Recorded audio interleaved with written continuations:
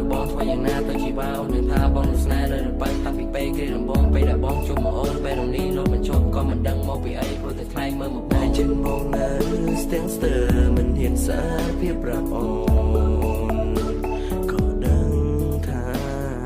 បងស្រឡាញ់អូនតែបេះដូងមិនហ៊ានសារភាពប្រាប់ស្ងួន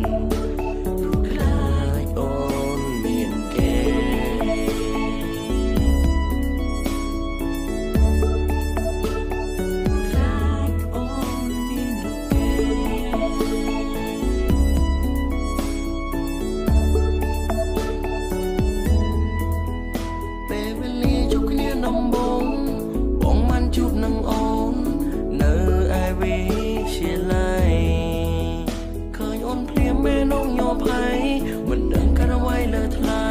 នឹងត្រឹមពេលនេះនឹកដល់អូនអារម្មណ៍នេះជាអារម្មណ៍អ្វីហើយអ្វីក៏នឹងដល់ស្ងួនឬក៏បងលងស្នេហ៍អូនហើ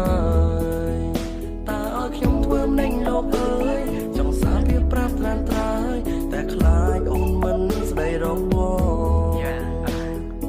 តើឲ្យបងធ្វើយ៉ាងណាទៅជីវ៉ាអូននឹងថាបងនឹងស្នេហ៍នៅទៅតាំងពីពេលគេដំបងពេលដែលបងជួបមកអូនពេលនេះលោកបញ្ចប់ក៏មិនដឹងមកពីអីព្រោះតែថ្លៃមើលមកបងចិនមកនៅស្ទាំងស្ទើមិនហ៊ានសារភាពប្រាប់អូនក៏ដឹងថាបងស្រឡាញ់អូនតែបេះដូងមិនហ៊ានសារភាពប្រាប់ស្ងួន